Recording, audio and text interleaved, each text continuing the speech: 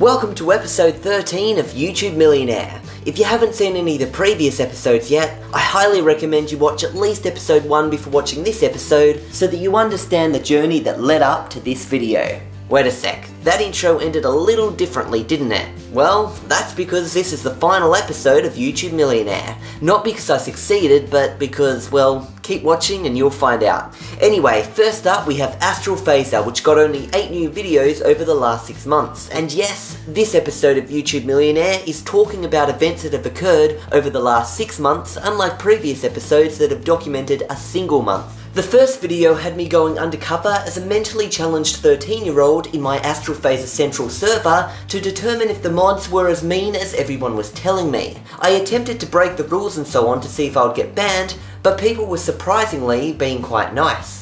The comments on the video, however, said that the mods were being truly cruel, but the chats with the mods who were being perfectly fine and reasonable while I was around led me to discontinuing both the AstralPhaser weekly chats and the AstralPhaser Central Discord server. It made me really upset to think that lots of teens and even pre-teens were getting upset from being banned on my server, so I put Cameron in charge as admin and came up with the name Bits and Bytes, which all the other mods agreed with, and from that day forward, Bits and Bytes has been a general tech discussion server without my name attached to it. Next up, I made quite a few videos in my Gaming Through the Ages Phase 2 series, playing a variety of games from 1990 to 1995.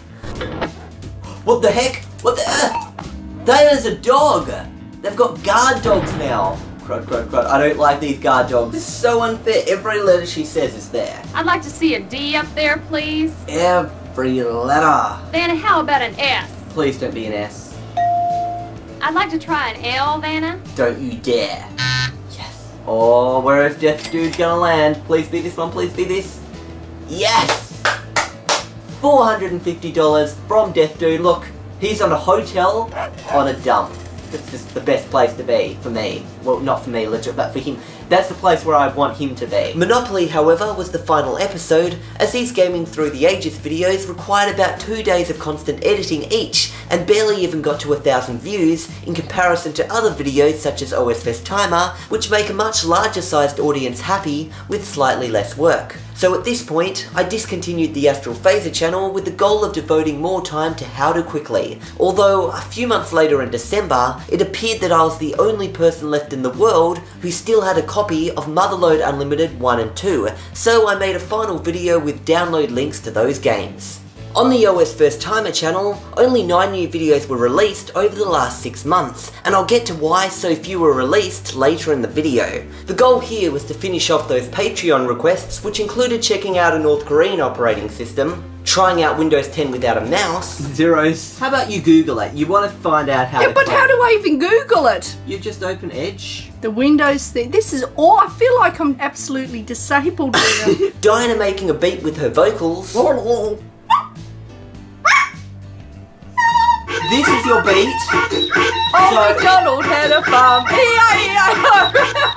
And even making a 3D game, which was the most popular video with over 85,000 views. In regards to the destruction videos, I tried to extend on these a little due to them feeling somewhat overdone. For example, with Tiny Core Linux, Diana customized it first, and with the shell, Diana played a game of Death Command Roulette where she had to guess which commands were good and which were bad. You know what? I'm not going to do that. I'm just going to do sudo or fire because I have a feeling that's a good one. Sudo or fire, okay. Yep. So, let's hope that this one doesn't end in flames. Press enter. And it has ended in flames. What? It's just a animation of flames text. Well that's okay. So, you picked yet another safe command. All Patreon requests were completed here, and future OSFirstTimer videos will be based on top-rated comments and cool ideas I get myself, as the Patreon has now been deleted. We also did a house tour before moving to Tasmania. As requested numerous times over the past 5 years, we've finally decided to do a house, or in our case, apartment tour, as we'll be moving out of this place in the rat race of Sydney in exchange for a farmhouse in Tasmania. Next up, How to Quickly, which got only 7 new videos over the last 6 months. Videos taught users how to do things like set videos as their desktop background, enable ransomware protection in Windows 10, check if files are safe, and display seconds in the taskbar clock in Windows 10. And then right click on Advanced, Hover over New and then click D-Word 32-bit value. Name this as Show Seconds in System Clock, being sure to capitalise each word without leaving spaces. Double click on the entry you created and change the value from 0 to 1. Next click OK and close Registry Editor.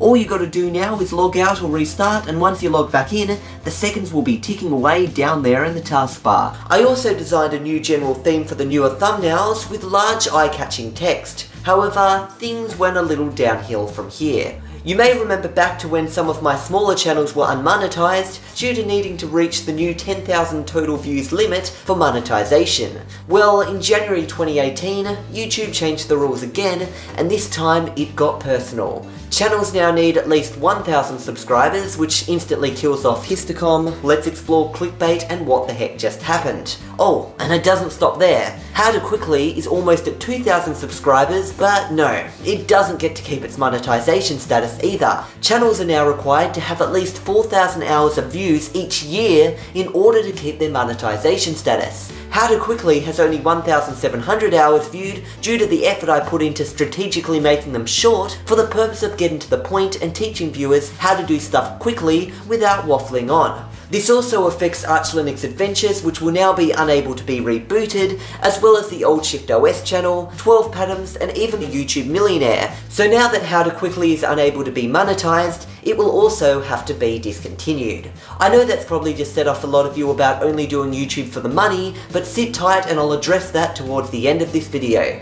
OSFT Historic Vlogs was a little more lucky than the other channels with 13 new videos over the past 6 months. Videos included Jasmine getting her ears pierced, trying on new dresses, Jasmine getting to Black Dragon in Mopayo, and calling the spirit of Tasmania to see if our mice were allowed on. Yeah, mice and rats are not allowed on board, unfortunately. Oh really? How would we transport them, because they're our little pets?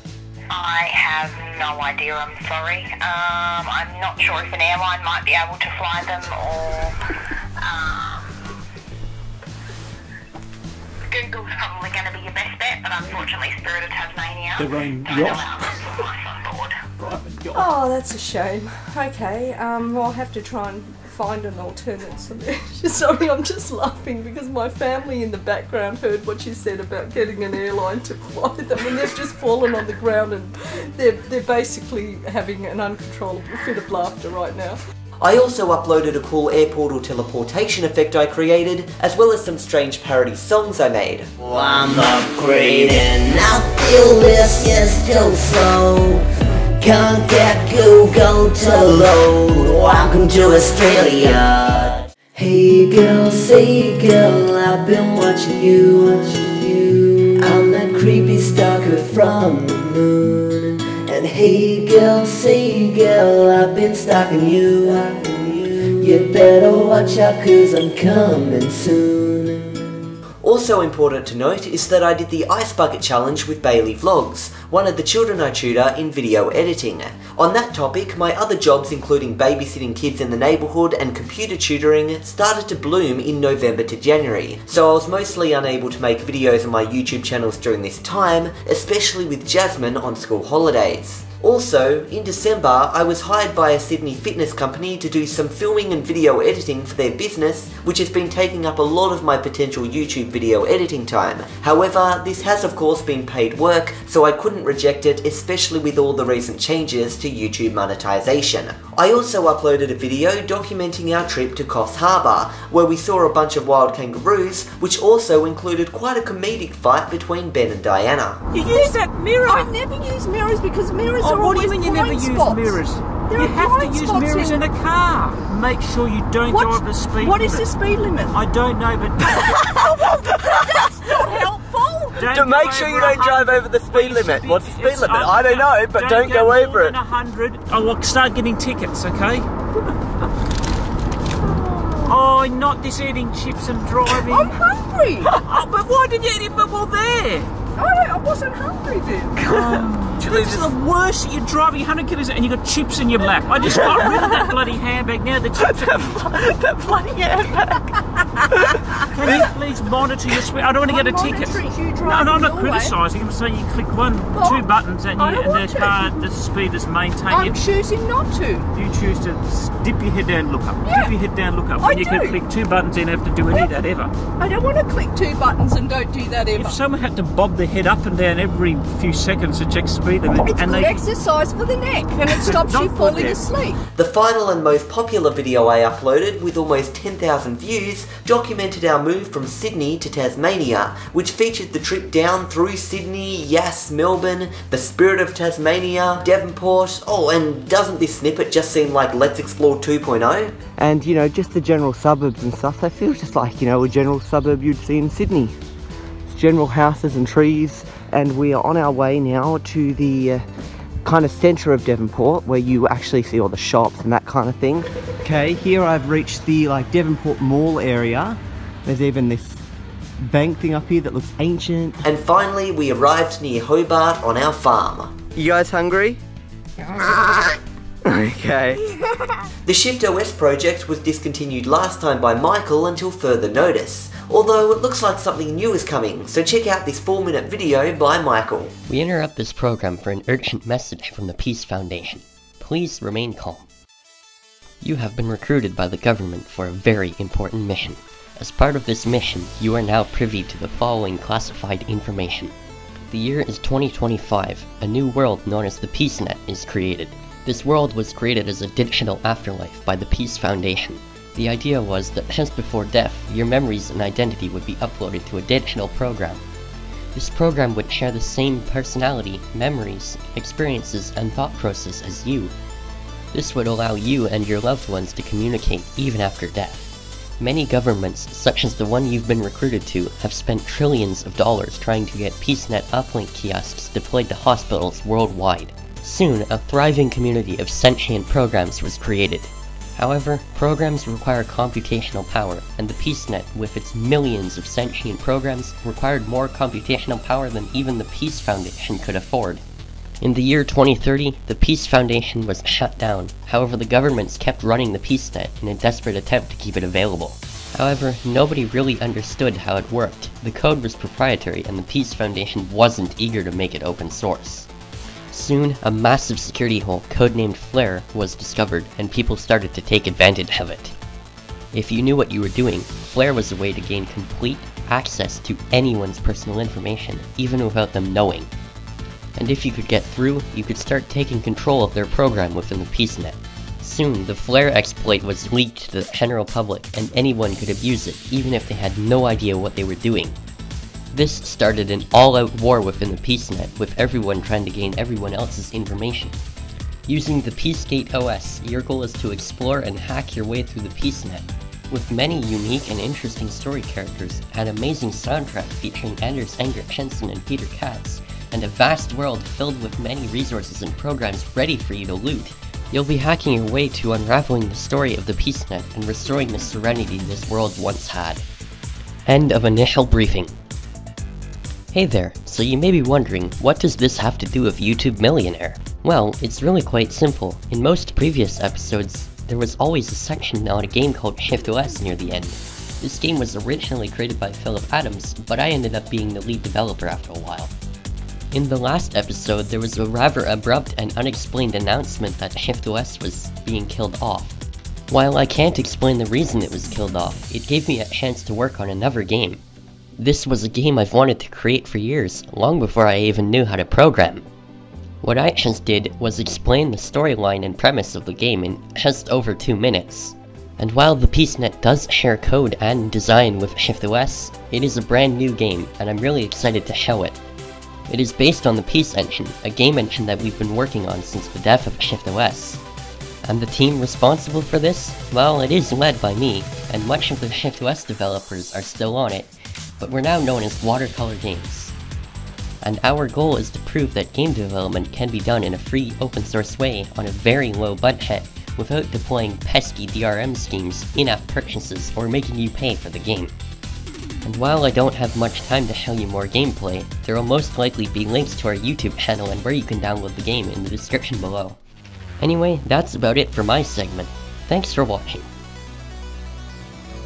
Definitely some fantastic work is going on there, as you can see, so be sure to go check out that game when you get the chance. The Histocom channel didn't get any new videos and was renamed Lemony Studios, possibly after my Lemon Guy joke back in the days of the AstralPhaser weekly chat. Anyway, here's a video by A-Shifter for an explanation. You may know me as a programmer, the letter A in orange, green, or a variety of other colors, a Victor Tran knockoff, or something else. Moral of the story is, I'm A-Shifter.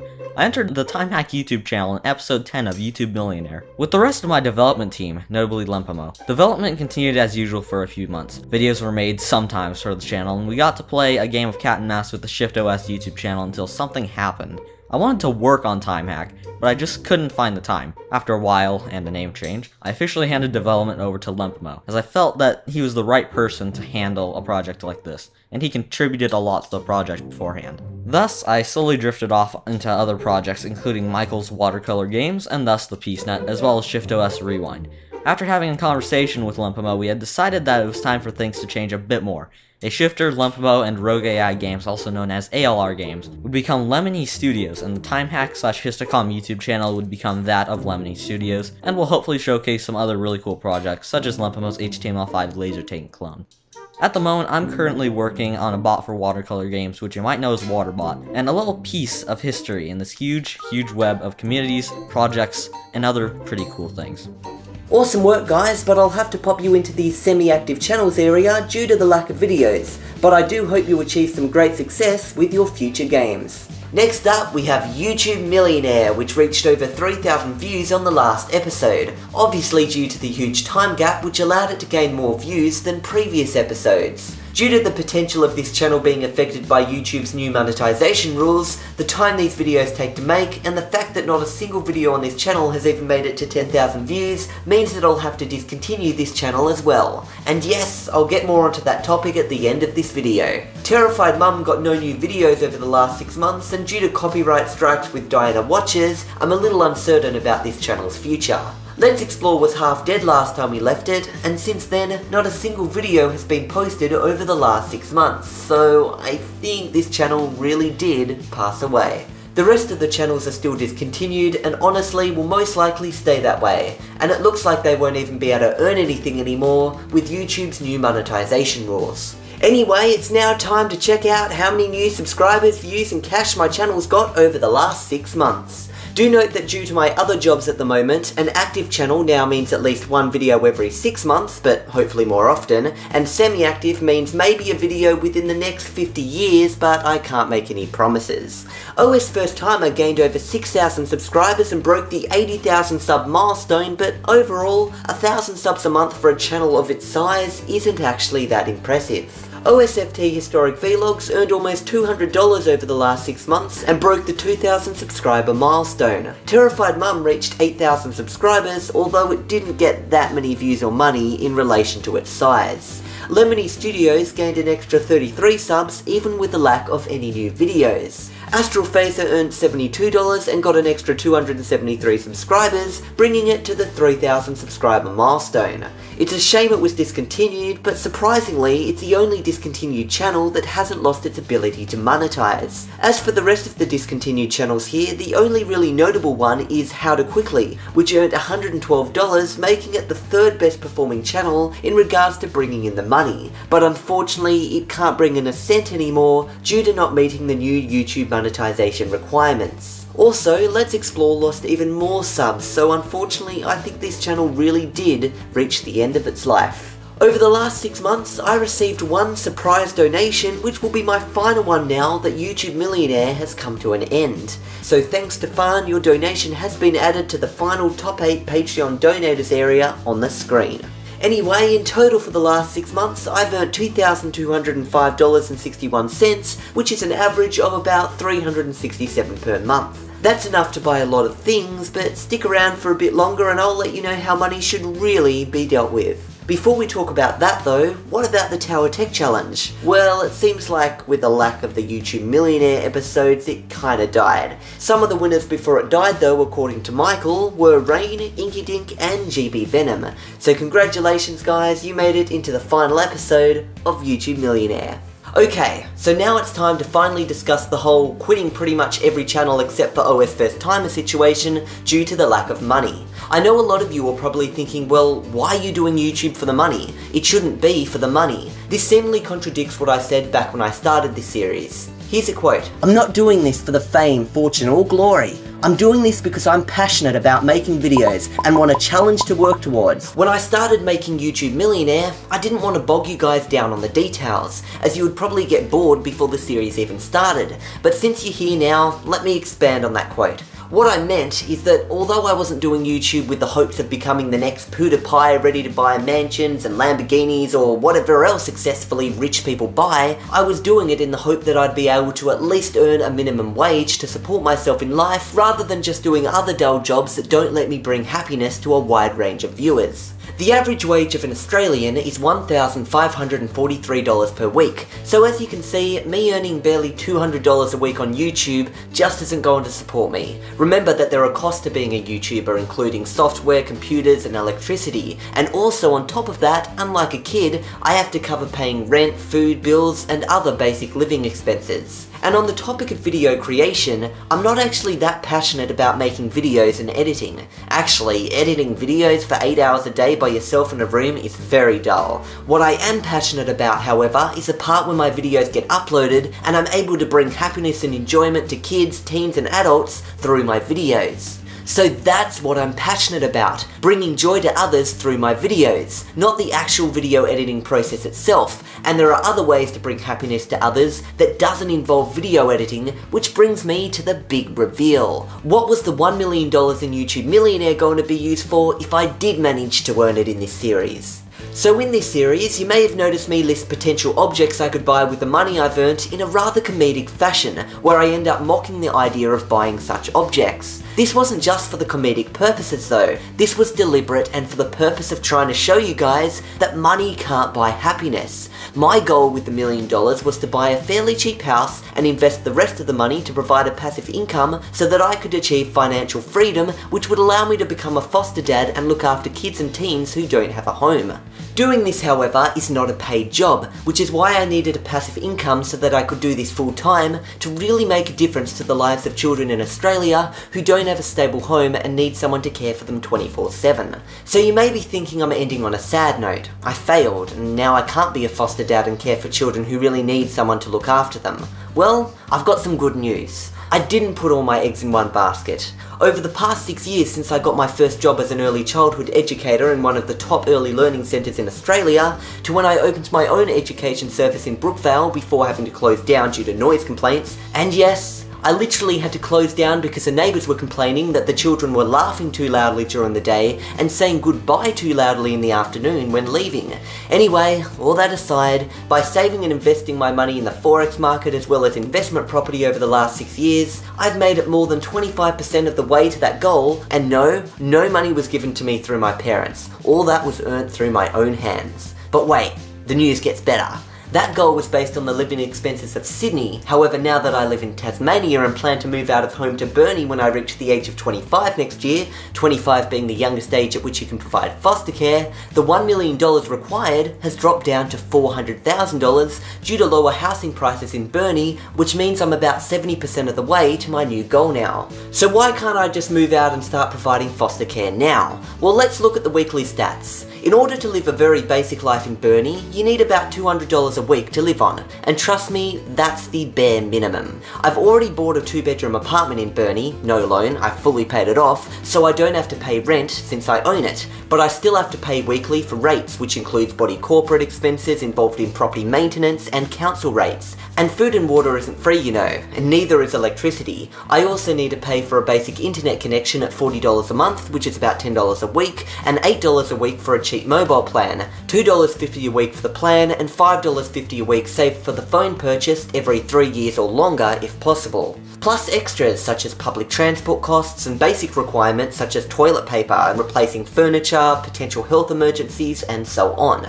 Okay, so the base of $200 a week is required for a basic lifestyle for myself, and luckily the government pays for the expenses of foster children you care for, so that doesn't increase my budget. Also remembering though that that's not money you get paid, so you can't include that as a profit. Also, you may notice no car expenses here. I bought my apartment right in the CBD of Burnie within walking distance of all the shops, schools, and practically everything I could ever need, so no car is required. Just public transport sometimes if I need to travel long distances that I can't reach on foot. So that's what I need. How am I going to fund that? Well, I also own a property in Devonport, which is a city close to Burnie. I currently earn $190 per week in rent from that, although due to the expenses that property incurs, just like any property, to maintain it and pay the rates, $50 of that is cut out, leaving me with $140 a week from that property to live on.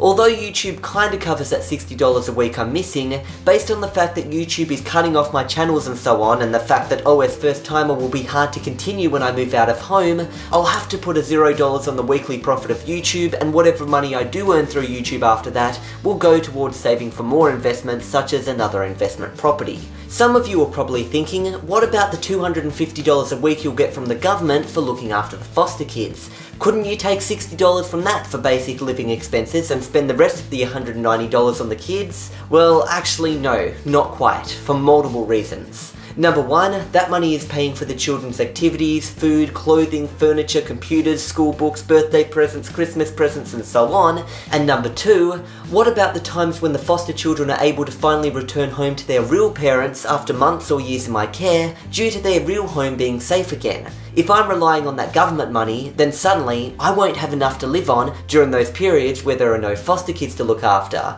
That money shouldn't be treated as income, and technically I should aim to earn a little over budget in case of some unexpected emergency, so saving up for one more investment property right now is vital.